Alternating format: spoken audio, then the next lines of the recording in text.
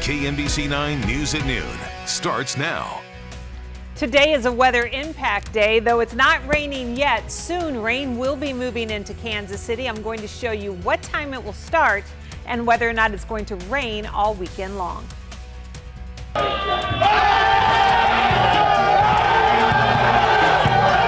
The Kansas State Wildcats are Elite 8 bound. We are live in New York with reaction from the team to the big win. And the U.S. launched a strike in Syria after a series of attacks on Americans today. How the White House is responding to the possible ties to Iran. Thanks so much for joining us at noon on this Friday. I'm Jamie Weiss in for Kelly Eckerman. We've been watching the college basketball tournament all month long, and now it's Kansas City's turn to get in on all the action. Tonight, 4 teams are going to take the court at T-Mobile Center for the Sweet 16. KMBC 9's Martin Augustine shows us the final preparations ahead of tip-off. Yeah, the Final Four for these teams is oh so close, but oh so far. Still going to take 2 wins to get to the Final Four, and of course only one of the 4 teams is going to be cutting down the nets on Sunday. None of the teams are local teams, but their fans around town are here filling up hotels, restaurants, buying up those tickets. Kansas City likes that. And while we've been accustomed to seeing the lights at Union Station bathe that building with the color of our local teams as they've hit big accomplishments over the course of the basketball season, overnight it was a rolling display of the colors of the schools represented in the Midwest Region Championships at T-Mobile Center, the universities of Houston, Miami, Texas, and Xavier. Tonight's first tip-off, 6:15 between Houston and Miami, then about 8:45 for the Longhorns and Xavier. Now, unlike the other 3 regions of the NCAA tournament that have had big upsets and really that have had an impact on who's advancing and who's not, the Midwest region has pretty much been chalk. Houston, the top seed, Miami, the 5, Texas, the 2nd seed, and Xavier at 3. Winners tonight play Sunday afternoon in an Elite 8 game that will punch some schools' ticket to the Final Four. Martin Augustine, KMBC 9 News. Meantime, the tournament continues for the Kansas State Wildcats. They're going to play tomorrow night against Florida Atlantic for a trip to the Final Four. To get there, they had to play one of the best games of the tournament against Michigan State. The Wildcats were this close to winning in regulation. Watch this. Michigan ties it up. Michigan State ties it up with a layup. They go 8 seconds to go. Marquise Noel misses. The score is 82-82, but Noel's going to make up for it in overtime with a pass to Keontae Johnson, who gets a cinematic slam. The Wildcats go on to win this one 98-93. Passes like that one from Noel to Johnson would help Noel break the NCAA record for assists in the tournament. He had 19. KMBC 9's Dennis Evans was in the locker room with the Wildcats after the game, and he's joining us live now from New York City with their reaction. Hey, Dennis. Hey, what's going on, Jamie? We are here in the middle of Times Square, and I mean, you know you are a big-time basketball team. When K-State last night, after the win, this is the marquee outside of ABC News here in the middle of Times Square, and it actually had Marquise Noel's name going across the ticker there, the record 20 points with the 19 assist that he had last night. There was actually a K-State buzz in Times Square last night. Lots of people out celebrating that huge win by Kansas State as they advanced to the Elite 8, 1 win away from a trip to the Final Four. Because we were the tougher team. The toughest team was going to win that game, and we showed we were the tough team. Ultimately, it comes down to like who's more locked in. Defensively, we got a big stop, and we know it's a game of runs. So whatever run they made, we know we had to make one coming back up. So it's pretty good. Yeah, that was an amazing game last night. One of the better college basketball games that I have seen in person. And this is the time of the year, March Madness, is when you make your reputation. And Kansas State is getting a reputation. There were so many people there last night watching them, lots of celebrity, musical stars, and a little bit of everything. And the one thing I found out last night, Jamie, is a lot of K-State fans were looking for them here in Times Square, and we don't really see them because I think some of them last night took a bite out of the Big Apple and found out that the Big Apple bites back, so hard to bounce back that next day. Oh my goodness. Okay, well, Dennis, I need you to be on the lookout for all those K-State players and fans today and tomorrow. That I definitely will for you. Okay, I appreciate it, Dennis. Thank you. We'll get more live reports from Dennis tonight, starting on KMBC 9 News at 4 o'clock. Well, hey, check this out. Kansas City is showing their support for the Wildcats. After the game, Mayor Quentin Lucas tweeted out this picture of City Hall lit up in purple. He also wrote, "Congrats, Kansas State. Enjoy and good luck in the Elite 8. A viewer also shared this photo with us after the big win. Prince of Peace Catholic Church in Olathe had some fun cheering on the Wildcats. This sign in front of the church reads, quote, "God has no favorites, sign lady does. Go K-State."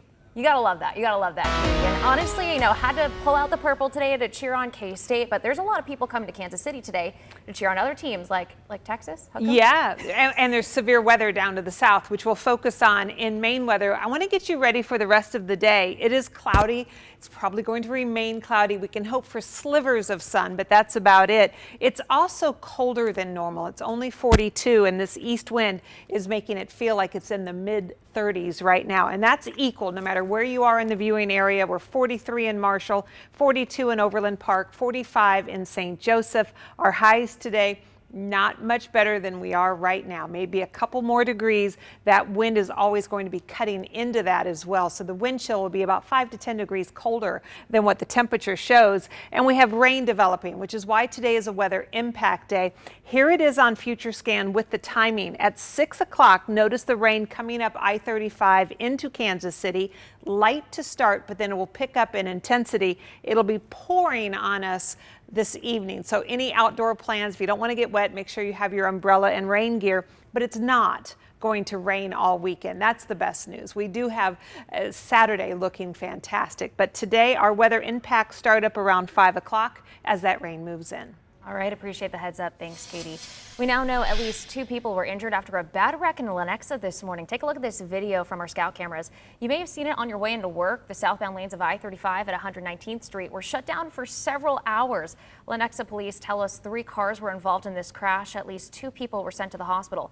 Their condition is not yet known, and the cause of this crash is still under investigation.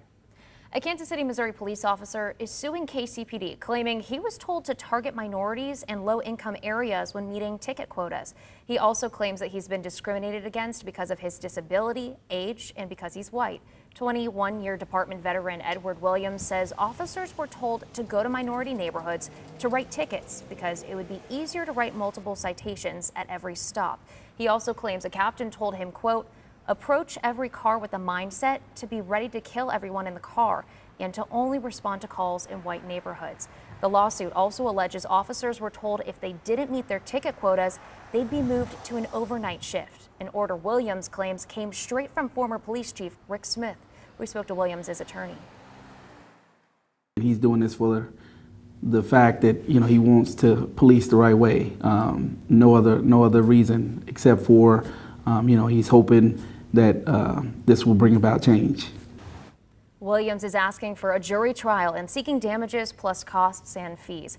KCPD Chief Stacey Graves did send us a statement writing in part, quote, we do not direct enforcement activities based on demographics. I find these allegations very concerning and will immediately ensure the traffic division is reminded to operate and enforce laws appropriately.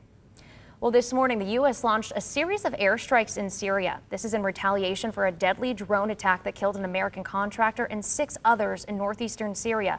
A U.S. official tells ABC News a U.S. base was also attacked today, though there were no injuries or damage reported. ABC's Rena Roy has the latest. At the direction of President Biden, the U.S. firing precision airstrikes into Syria, targeting Iranian-backed groups after a deadly drone attack in northeastern Syria on a U.S. base that killed an American contractor, injured another, and wounded 5 U.S. service members. Defense Secretary Lloyd Austin saying in part, as President Biden has made clear, we will take all necessary measures to defend our people and will always respond at a time and place of our choosing. No group will strike our troops with impunity. U.S. officials say they took deliberate action to limit the risk of escalation and minimize casualties. There are about 900 American forces in Syria as part of a counter-ISIS force, including special operations, active duty, National Guard, and those contractors. And those U.S. service members are under constant threat. Since early 2021, they've been targeted more than 78 times by drones and rockets by proxy groups. The Pentagon says there was another attack on a U.S. base today, but there were no injuries or any damage. American authorities saying they are ready if there are any additional Iranian attacks. 2 of the Americans who were injured were treated on site, but the 4 others were evacuated to a medical facility in Iraq. Rena Roy, ABC News, New York. England's King Charles has canceled his first official trip to France as the country deals with widespread protests that threaten the country's leaders. More than 1 million people have taken to the streets, blocking roads, refusing to work, and causing this damage you see here. It's all to protest a decision by France's president to raise the country's retirement age from 62 to 64. Overnight, police clashed with protesters in towns across the country. Today, President Biden is in Canada for his first visit as president. President Biden will address the Canadian Parliament this afternoon. He's set to announce 2 new agreements between the nations. The 2 countries are expected to announce a so-called Safe Third Country Agreement. This is to deal with an influx of migrants. Canada has also agreed to spend billions for greater radar and military systems after a Chinese spy balloon last month traveled over both countries. We are learning more about a dangerous bacteria contaminating several brands of eye drops. 3 people have already died from using them, and we'll explain the other health problems those drops are causing. Some new pandemic response changes could soon leave more people in Kansas in danger of going hungry. Next, we'll show you what's being done to address the problem that's coming in the next few weeks. Honored as the Station of the Year in Kansas and the Station of the Year in Missouri, KMBC 9 News, leading the way.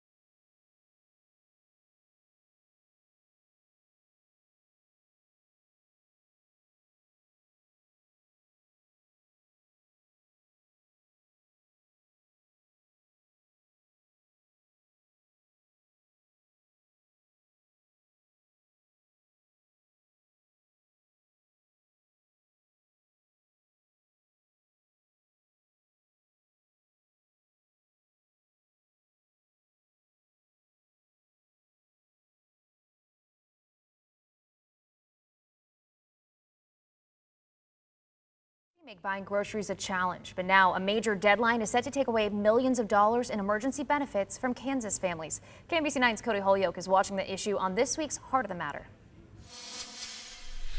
Thousands of Kansas families are teetering on the edge of what's considered a hunger cliff, dangerously close to not being able to afford to put food on the table. And experts are worried changes coming in just days could push them over the edge. Extra food assistance benefits given to SNAP recipients since the start of the pandemic are phasing out on April 1st in Kansas because of a lack of federal funding. On average, each Kansas recipient will lose $82 a month, which adds up to hundreds in lost benefits for families. And with food prices already high, advocates are worried about what the future holds. More Kansans are going to go hungry. Currently, 1 in 10 Kansans is already food insecure. 1 in 7 Kansas kids is food insecure. And we know that that hunger cliff that's coming is just going to heighten food insecurity across our state. This week on Heart of the Matter, I speak with a nonprofit group about the dangers on the horizon. We'll explore who's most at risk and the resources available to families moving forward. It's a conversation you won't want to miss. We'll see you then. Be sure to tune in to Heart of the Matter. It airs Sunday morning at 11 right here on KMBC 9. Kansas state lawmakers are considering a bill that would remove the statute of limitations for cases of child sexual abuse. Senate Bill 317 would establish a legal climate where there's no statute of limitations on criminal charges. Sex abuse survivors could seek damages through civil cases until they turn 31 years old. Right now, they have to file a lawsuit before they turn 21. Survivors spoke before lawmakers Thursday morning, including Tess Ramirez. We've shared her story as a part of a KMBC 9 News investigation last year. Her gymnastics coach abused her when she was 14. The coach pleaded guilty to indecent liberties, spending a little more than a year in prison with the time served. Ramirez is now a lawyer who advocates for survivors. He was sentenced as a first-time offender, even though I was victim number 11 that we know of. If the statute of limitations had been removed back then and his other victims had been given the chance to heal and then hold him accountable, I could have been saved. This bill will save countless children from the horror that I endured. Survivors hope to remove the statute of limitations in civil cases entirely, but they agreed to extend the age by 10 years as a part of negotiations on this bill. Lawmakers have yet to vote on it. Kansas and Missouri are among 19 states pictured here that are considering bills to change the statute of limitation laws. We told you earlier this week about contaminated eye drops that have been linked to more deaths and infections, but now we are hearing from a patient who says she used one of the eye drop brands that's being recalled. ABC's Rhiannon Alley has her story. This morning, one woman's horror story after the CDC warned about a growing number of deaths and rare infections linked to contaminated eye drops. At least 3 people have died, 8 have lost their vision, and 4 needed an eye surgically removed. Definitely check your medicine cabinet to see if you might have any of these products that are in your home. And if you do, discard them right away. Some over-the-counter eye drops may be contaminated with a strain of antibiotic-resistant bacteria.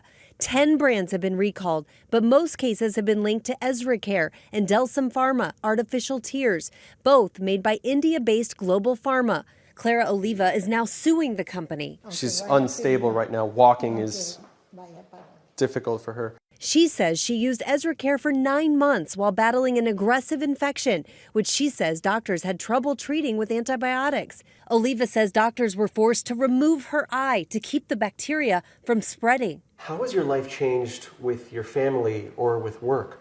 ¿Cómo le ha cambiado la vida con la familia y con el trabajo? Mucho, 1000%, 2000, 3000. 1000%. Yes. With poor vision in her remaining eye, she is now legally blind. She has since, with the prosthetic, had difficulties relearning how to do a lot of her daily activities like walking. Her depth perception has been affected, and so she's unstable. And also, she is unable to drive. Rhiannon Alley, ABC News, New York. The FDA said Global Pharma did not properly test its products, and the company has not responded to requests for comments. Here at home, thousands of local families in need are now going to have access to diapers for their kids. You have helped us reach our goal of raising enough money for 300,000 diapers for families who can't afford them. Thank you. This Diaper Madness Challenge is a partnership between KMBC 9 Cares for Kids and the group Happy Bottoms. And hey, even though we beat our goal, we are still raising money. So whip out your phone, scan this QR code here on your screen, and help this effort. Remember, the need never goes away. You can also go to kmbc.com/community to learn more. Operation Breakthrough is another local group we're supporting this year with our KMBC 9 Cares for Kids effort. Some preschoolers there are studying the weather, and who better to teach them than our very own Brian Busby? He got to spend the morning with these young students Thursday and says they asked some great questions. And I think one of the special things so many of our meteorologists do, including you, Katie, is meet with students teach them about the weather, teach them about the forecast, and they are so engaged right now. Yeah, he has their complete attention. My favorite thing with that age group is the questions that they put together. What do they ask? They want to know, if I have, a cat and a dog and one's upstairs and there's a tornado outside, but mom and dad are over here. I mean, they go down the rabbit hole. I'm like, okay, let's just separate this each one. But they're just curious, or they want to tell you their story. Right. About how they experience bad storm or what they do to get through a bad storm. It's so joyful. Love it to death. And there could be some storms today. Yes, you could hear thunder. We will not have any severe weather in Kansas City. I want to make sure you are clear on that. It's just cold rain showers that will impact your time outside. That is why today is a weather impact day. We put the yellow triangles on to say, hey, the weather's going to be a little bit nasty, if you will, for the evening. It's Friday night. We've got all of these visitors in town. We want to show off our city, all the fun things to do at night in KC. I'm thinking of Power and Light. But we do have rain. So just be prepared for that. It shouldn't slow you down too much. You just take an umbrella or a raincoat. We're on the cold side of this storm system. Our high today only 48. Now, on the warm side, notice Memphis 78, Little Rock 80 degrees. That's where the severe weather will be, along and south of this warm front. This area already getting some thunderstorms. Those thunderstorms are going to throw out another boundary for additional thunderstorms to form on, and they're going to be having a tornado outbreak here. It's likely to happen this late afternoon and early this evening. And the reason we're talking about it is we have so many people coming into town or going out of town. We want to make sure you know what's out there before you drive into it, or if you know anybody who lives in this area, you take the time to give them a heads up in case they're not watching their local TV. They've got great meteorologists here, but if they're not watching TV, they're going to miss the warning. So we don't want anybody driving into this without knowing what's going to happen. So from Little Rock to Nashville, the weather's going to get dicey this evening, including large damaging tornadoes, straight line winds, and large hail. Our forecast shows you we have the weather impact today for just rain showers, gentle rain showers. Tomorrow is going to be sunny. We've got a Sporting KC match. We've got temperatures finally closer to normal than they have been this month. 55 will be the high on Saturday. And then Sunday is another weather impact day. No severe weather, but rain showers in the morning, and then again in the evening, a high only of 49 again. Monday, Tuesday, and Wednesday of next week, we start to warm up a little bit. We're 61 on Wednesday, and then we've got the Royals home opener on Thursday, and we do still have a chance of showers, but it's 6 days out, so there's a good chance this will modify a bit, might change its timing, but for now, there's a chance Thursday and again on Friday, and it's in this time frame where we may have some strong thunderstorms in and around Kansas City. Temperatures will be in the mid-60s. Next Saturday, we've got the KC Currents home match, home opener, and it'll be partly cloudy. We've got a Royals game as well, and the temperature will be 63, Jamie. Okay, looking forward to that at least. Thanks, Katie. It is almost Fountain Day, and this year's ceremony is going to look a little bit different. We're going to explain why you'll see a splash of color in some of this city's iconic fountains. Tonight on Channel 9, it's Shark Tank at 7, 2020 starting at 8, then stick around for KMBC 9 News at 9 o'clock. Or 10 o'clock. On KCWE, it's Penn and Teller at 7. An hour of Whose Line Is It Anyway at 8, and then KMBC 9 News at 9.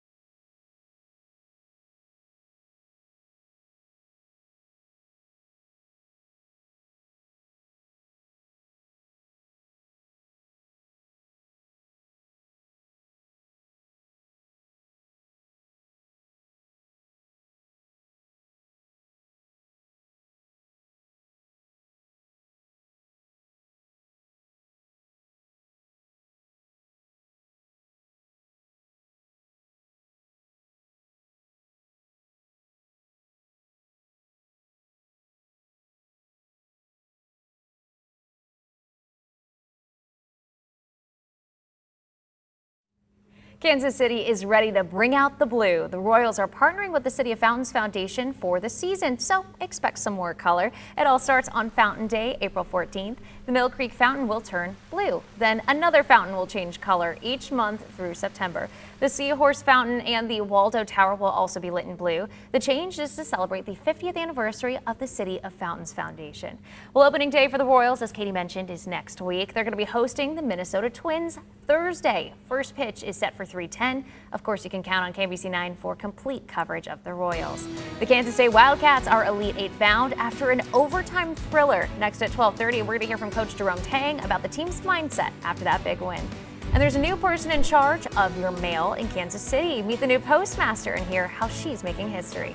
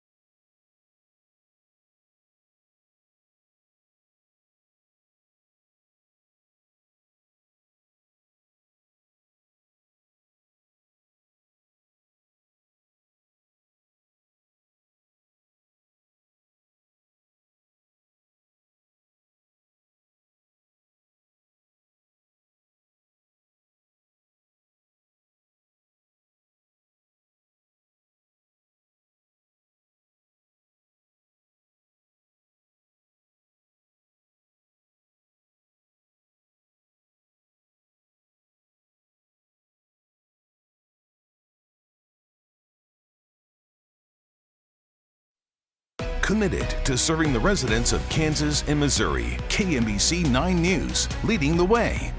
Thanks for sticking with us at noon. I'm Jamie Weiss. Katie Horner has your first alert forecast. And Katie, it has been such a gray day outside. You say that's not even the big impact. Yeah, no, it's going to be the rain that comes in probably towards the end of our evening commute. So most of the rain will get here. So hopefully the evening commute will get on without too many problems. It's only 43 in Warrensburg, 42 in KC, and 45 in Lawrence right now. Our high temperatures barely budge from where we are now, maybe another degree or two. We'll have cloudy skies, a northeast wind at 10 to 20.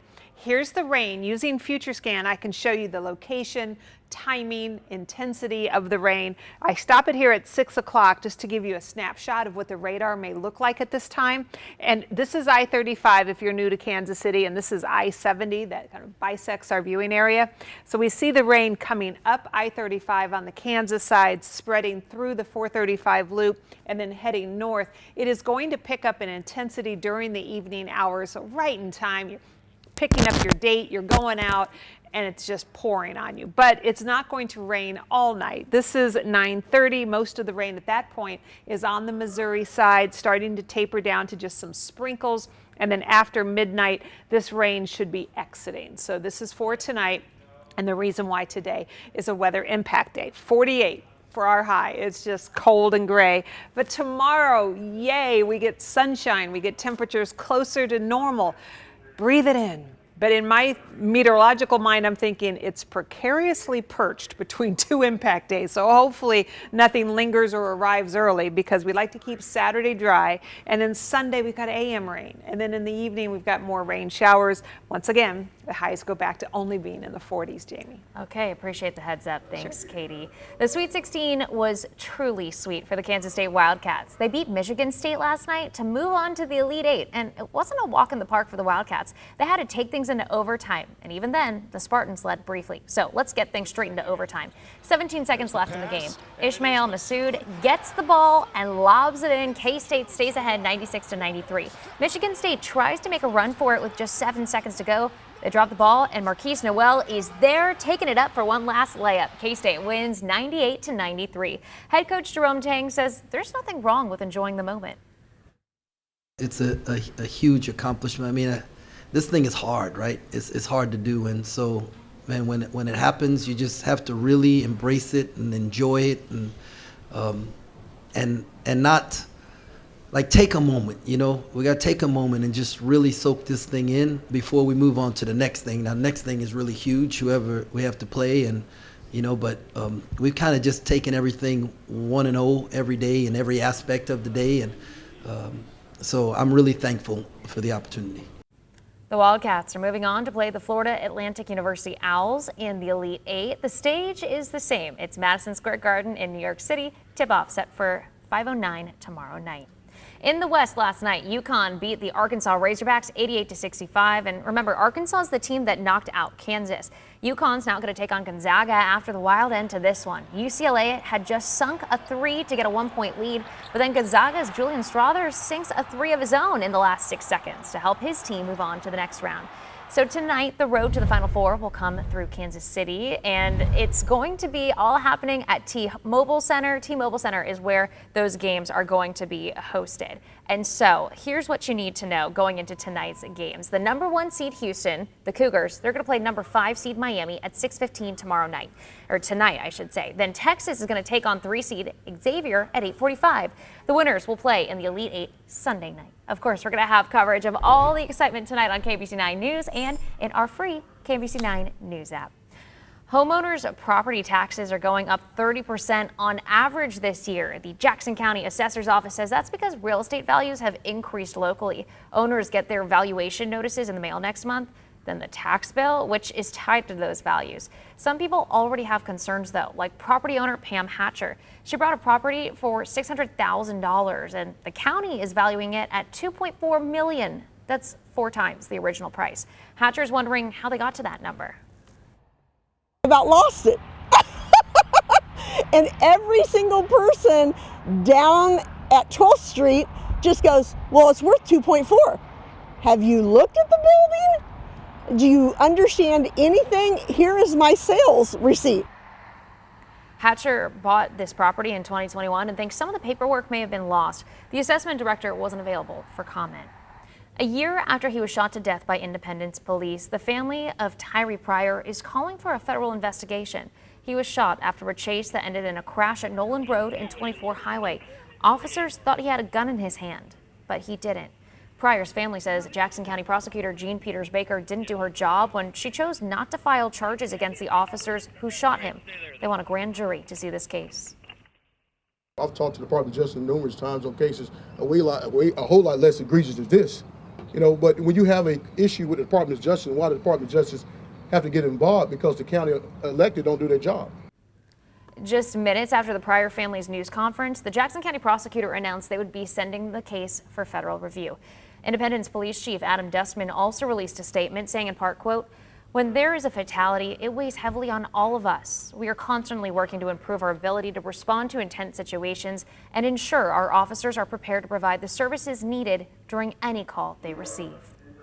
March is National Women's Month, and we are highlighting a local woman breaking barriers right here at home. KMBC9's Alan Shope introduces us to Kansas City's new postmaster.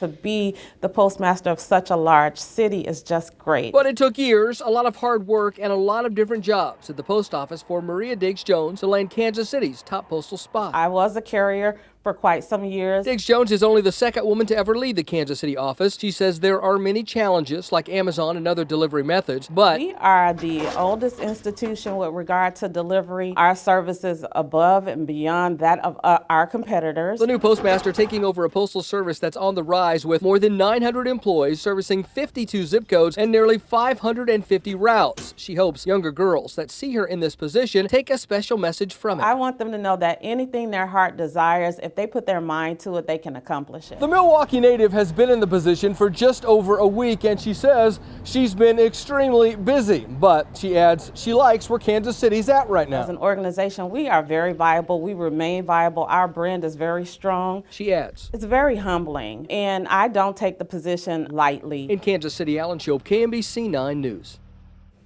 The postmaster wants you to know they are hiring. They're also holding hiring fairs next Thursday at places all around town. All of those events will last from 11 to 2. The Better Business Bureau is now out with an urgent warning on vacation rental scams. Next, our consumer expert Jeff Rawson is going to show you the warning signs to watch out for if you're planning to head out of town. Speaking of heading out of town, I'll show you where that risk of severe weather is. And locally, we've got an impact evening, if you will, with rain moving in. And we'll highlight what day this weekend might be best to be outside. First Alert Weather. Over 100 years of combined experience to keep you safe. KMBC 9 News, leading the way.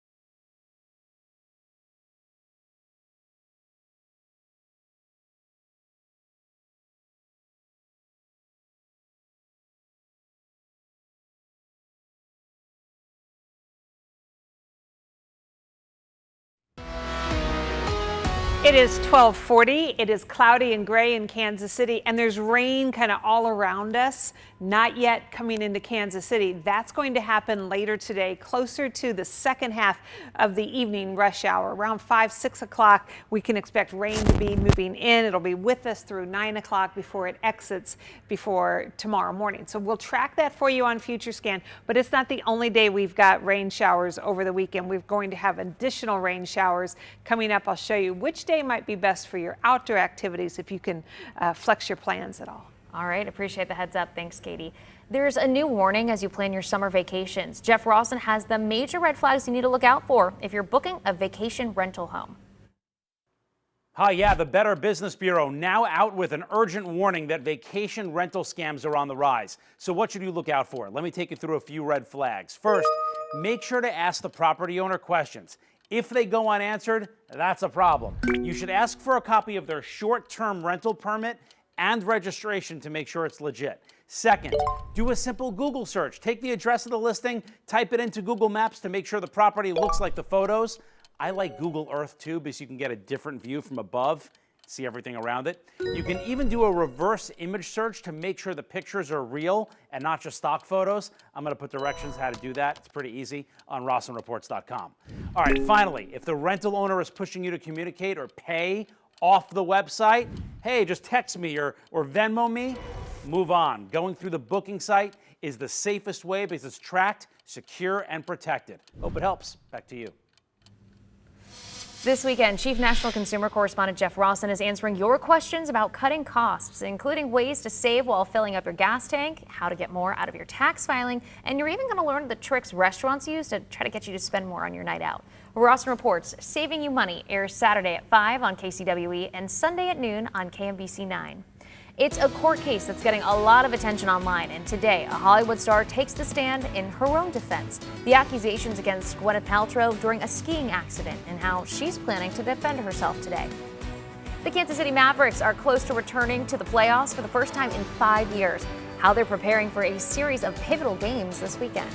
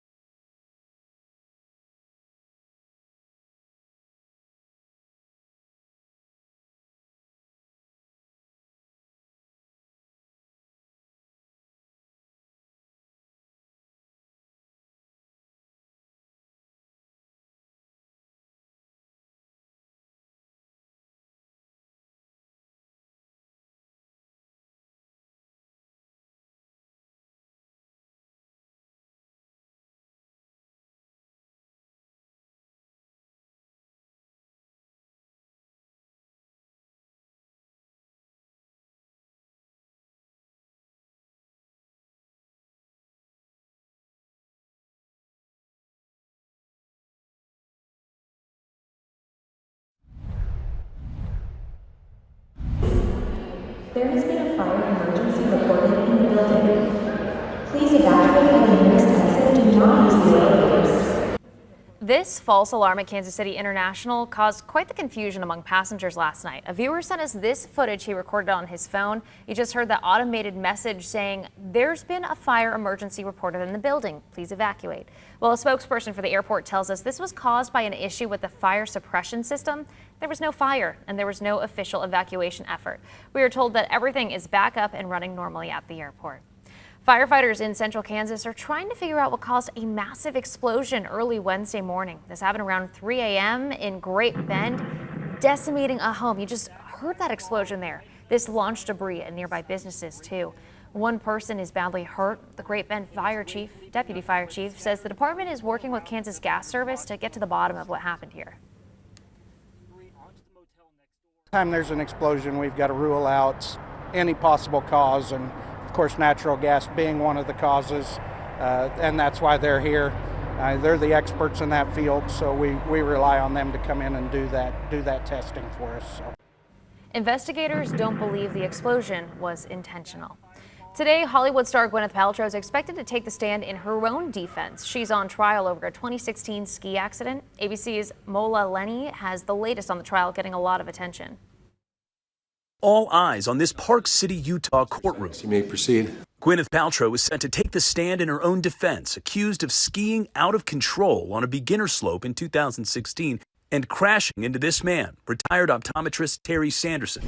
My objection was sustained, and we're just pretending it wasn't. Paltrow, seen here with her defense team, sued for allegedly causing Sanderson brain damage and 4 broken ribs in that ski collision. Paltrow is facing $300,000 in damages if found liable. The crux of Sanderson's argument is negligence, and that after Paltrow allegedly skied into him, she got up and left him injured. Sanderson's daughter, Polly Gresham, taking the stand, describing him as a loving father whose behavior changed after the accident. Something's terribly wrong. But after, Paltrow's defense attorney, Steve Owens, repeatedly brought up that Polly's sister, Jennifer, gave sworn testimony that their dad was abusive. It's her experience. So I want you're asking truth. my opinion, and I think you have her experience. He was later forced to apologize. It was wrong for me to triangulate you, your dad, and your sister, and your mom. And I ask for your forgiveness. Owens also claiming Sanderson liked the spotlight, again pointing to an email he wrote after the accident with the subject line, "I'm famous." He's famous because he collided with a celebrity, right? Gresham defending her dad. I think it matches his personality, a little bit of making light of a serious situation. Paltrow is countersuing Sanderson for $1, saying it was he who caused the accident. The Goop founder could take the stand as early as today. What we can expect in Gwyneth Paltrow's testimony later today is that she's a fact witness. She's going to talk about and provide testimony regarding what actually happened from her perspective. Well, the trial is set to continue next week when Paltrow's defense team is expected to call medical experts, ski instructors, and the movie star's 2 children to testify. Mola Lengi, ABC News, Denver. Expert locals are offering their expert advice on Kansas City's best spots in our very local streaming series, Hit Me With Your Best Spot. Find out about the best spots for antiques and other treasures in the new episode, streaming now. Nothing but treasure. Every anniversary gift for my wife, I'm just like, what do you got in the silver case? Yeah, I got this bad boy. Yeah. I think didn't I buy that for you? I get a lot of robes from him. Very silky. Made of the cloth. Made of the cloth. Those are the owners of the West Bottoms bar, Lucky Boys. Get their KC Best Spot recommendations by getting the very local app. You can get it on Amazon Fire TV, Roku, or your Apple and Google Play stores. The app also has KMBC 9 News on demand, including our most recent newscast and First Alert weather forecast. The Jayhawks women's basketball team is continuing its run in the NIT tournament. The Kansas Jayhawks hosting Nebraska last night in the Super 16 round. The Jayhawks started quickly and they did not stop, winning 64-55. The Jayhawks never trailed in this game. They're going to play either Arkansas or Texas Tech in the next round. The Kansas City Mavericks are on their home ice this weekend. The minor league hockey team is looking to be a part of the championship tradition here in KC. For the first time in 5 years, the Mavericks are in the playoff picture of the ECHL. And this is a big weekend. They're going to play Tulsa for 3 games. Playoff position is at stake. Every little detail is that much more important, whereas in say a November game, it might not mean the world, but now every point matters. With 12 games left, I feel really good about the guys we have, and we're pretty confident in each other, and I'm really excited to see how this season's going to end. Also this weekend, Coach Tad O'Had is going to reach the milestone of coaching in 700 games. A big congratulations to him. And honestly, Katie, with how gross it is outside today, how gray looking it is, maybe it's worth going to watch either the Sweet 16 games or go to the hockey game just to get out of the rain. Yeah, anything inside later tonight will definitely be warranted if you don't want to get wet. It's not raining yet. It's just cloudy and 42 degrees. East winds at 11. Some slivers of kind of a thinner cloud line allowing some sunlight to sneak through, but not clear blue today. We might have some more blue in the sky tomorrow, but before that, we have to go through this rain. 45 now in Odessa, 42 in Overland Park. It is now 46 in Leavenworth. Our high today, about 2 more degrees is all we can expect. We are on the cold side of this system. As you see, our temperatures in the 40s.